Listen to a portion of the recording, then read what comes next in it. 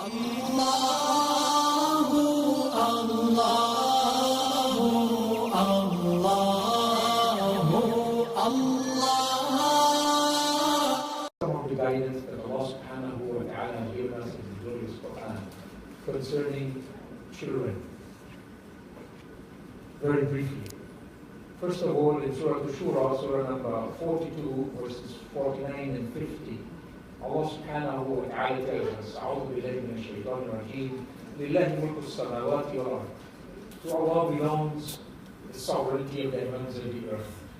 يخلق ما يشاء. Allah creates whatever He will. يهب لمن يشاء إناثا ويهب لمن يشاء ذكور.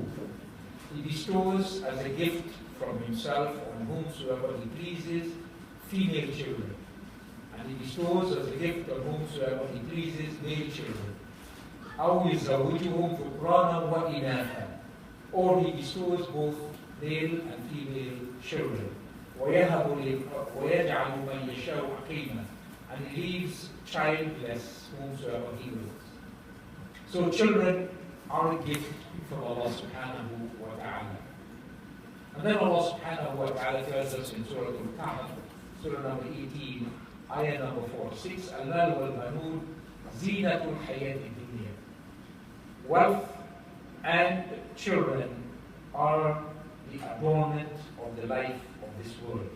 Wealth and children, the adornment of the life of this world. But then Allah subhanahu wa ta'ala tells us in Surah Al-Anfal, Surah number 8, ayah number 28, وَاعْلَمُوا أَنَّمَا أَمْوَالُكُمْ وَأَوْلَادُكُمْ فِتْنَةٌ. And know that your wealth and your children are a test and trial. Test and trial. So children are a gift from Allah subhanahu wa ta'ala. Children are the adornment of the life of this world. But children are a test and a trial. And then Allah subhanahu wa ta'ala tells us of permission that He gave to shaitan in relation to our children. In Surah Al-Isra, Surah number 17, ayah number 64, Allah subhanahu wa ta'ala tells us of the permission that He gave to shaitan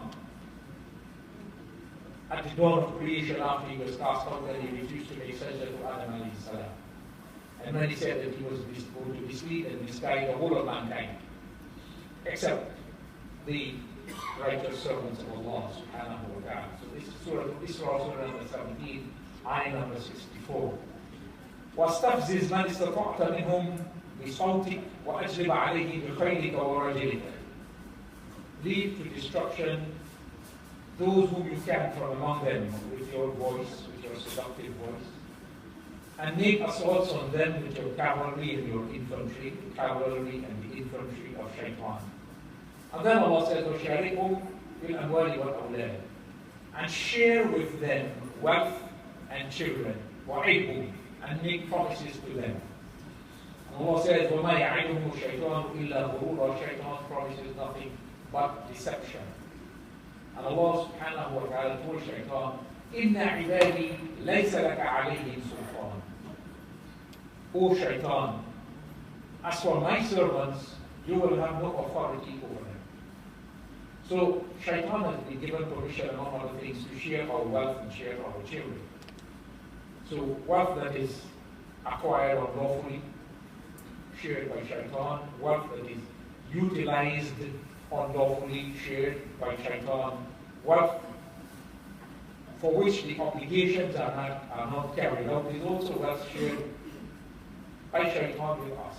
And children, those children who are begotten out of wedlock, shared by shaitan. But apart from that, when we have our children and we do not strive to make them the servants of Allah, to make them the ones over whom shaitan does not have authority, verse 65, إِنَّ عِبَادِي لَيْسَ لَكَ عَلَيْهِمْ سُلْطَانٌ. As for my servants, you will have no authority over them. When we don't make the effort to make our children into servants of Allah, ibad of Allah, then we are allowing them to be shared by shaitan with us. So we remind ourselves of that. Shaitan has been given permission to share our children with us, and we have to strive to prevent that from happening. And then there is guidance contained in dua that Allah subhanahu wa ta'ala mentioned. So you have the dua of Ibrahim alayhi salam. رَبِّ اجْعَلْنِي مُقِيمَ الصَّلَاةِ وَمِنْ ذُرِّيَّتِي.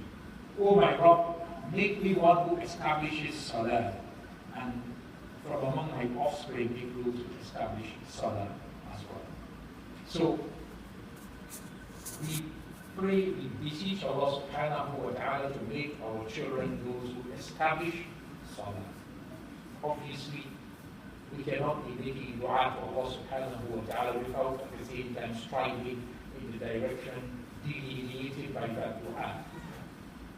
Rasulullah sallallahu alayhi wa sallam has told us that when a child reaches the age of 7, parents should insist on the child to perform salah. Although salah is not far, salah becomes far when the child reaches puberty. But from age 7, obviously this means that that child should already know how to perform salah by age 7. And that child should already be seeing the example of salah being performed in the home. And then Rasulullah said that at age 10, children should be punished for not performing salah, even though, except for a small minority of children, salah is not yet far upon them because the majority of children do not reach puberty by age 10. Salah. And we're making dua to Allah subhanahu wa ta'ala, رَبِّ اجْعَلْنِي مُقِيمَ الصَّلَاةِ وَمِنْ ذُرِّيَّتِي. We're beseeching Allah subhanahu wa ta'ala to make our children those who establish salah. So we remind ourselves of this obligation to teach our children salah, to encourage them to perform salah, to set the example for them to perform salah, so that they become among those who establish salah. Then Allah subhanahu wa ta'ala, that dua is in Surah Ibrahim, Surah number 14. We have the dua, رَبِّ اجْعَلْنِي مُقِيمَ الصَّلَاةِ وَمِنْ ذُرِّيَّتِي. Then in Surah Al-Furqan, we have another dua at the end of Surah Al-Furqan, and Allah subhanahu wa ta'ala describes His servants. And the dua is, رَبَّنَا هَبْ لَنَا مِنْ أَزْوَاجِنَا وَذُرِّيَّتِنَا قُرَّةَ أَعْيُنٍ وَاجْعَلْنَا لِلْمُتَّقِينَ إِمَامًا. O our Rabb, grant us the comfort of our eyes from our spouses and our offspring. In Quranic Arabic, the word zawj means spouse, husband or wife. There was no feminine of the word zawj in the Arabic of those days. The feminine has been introduced in modern Arabic, so we have zawj and zawja. Zawja meaning wife, but in the Quran, zawj means husband or wife. So our husband makes this dua for his wife, and his wife makes this dua for her husband. But the children as well. O our Rabb, grant us the comfort of our eyes from our spouses and our offspring, and grant us the grace to live righteous. So children become the comfort of the eyes when they are obedient and good and disciplined and upright servants of Allah subhanahu wa ta'ala. So again, it delineates for us the course of action that we need to take in relation to our children. We cannot be making dua to Allah subhanahu wa ta'ala while not striving in the direction delineated by the dua. It would be an insult to Allah subhanahu wa ta'ala for us to ask Him one thing and He's striving in another direction. And then we have the dua that Allah subhanahu wa ta'ala tells us that when one reaches the age of full maturity, he or she makes. When one reaches the age of 40. And this dua is in Surah Al-Ahqaf, Surah number 46, ayah number 15. رَبِّ أَوْزِعْنِي أَنْ أَشْكُرَ نِعْمَتَكَ الَّتِي أَنْعَمْتَ عَلَيَّ وَعَلَى وَالِدَيَّ وَأَنْ أَعْمَلَ صَالِحًا تَرْضَاهُ وَأَصْلِحْ لِي فِي ذُرِّيَّتِي إِنِّي تُبْتُ إِلَيْكَ وَإِنِّي مِنَ الْمُسْلِمِينَ. O my Rabb, grant me the capacity that I may show gratitude to you for the favor which you have bestowed on me.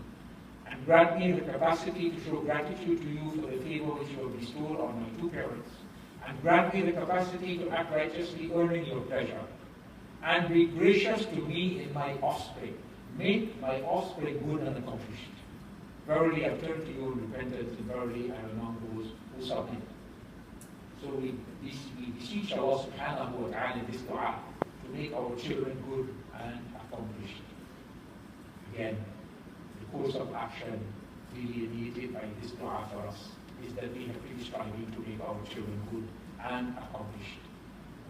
And then in the dua that we are told to make for our parents, we also have an obligation mentioned. رَبِّ ارْحَمْهُمَا كَمَا رَبَّيَانِي صَغِيرًا. Surah Isra, Surah number 17, ayah number 24. Oh my Lord, bestow your mercy on them as they gave me tarbiyah when I was little. They brought me up, they cared for me, they trained me, they educated me, they cherished me when I was little.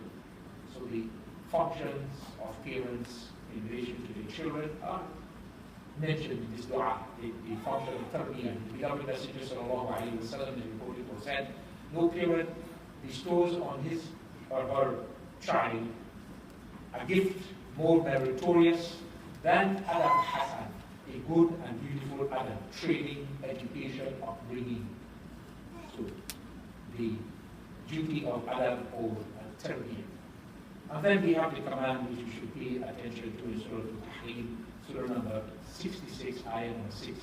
Allah subhanahu wa ta'ala says, يَا أَيُّهَا الَّذِينَ آمَنُوا قُوا أَنفُسَكُمْ وَأَهْلِيكُمْ نَارًا وَقُودُهَا النَّاسُ وَالْحِجَارَةُ. O you who have attained to faith, save yourselves and your offspring, save yourselves and your families, from a fire, the fuel of which is human beings and stones. So save yourselves and your families, so your spouses and your children in first instance, and then extended family after that. But save yourselves and save your families. So in relation to our children, we have been instructed by the Creator, Allah subhanahu wa ta'ala, to save them from the fire. How do we do this? Those are the ones who are saved from the fire, who strive to live in obedience and submission to Allah subhanahu wa ta'ala, and to stay away from the behests of shaitan. So may Allah subhanahu wa ta'ala grant us the capability of striving in the directions delineated by the du'as, and of striving to observe this command, save yourselves and your families from a fire, the fuel of which is human beings and stones.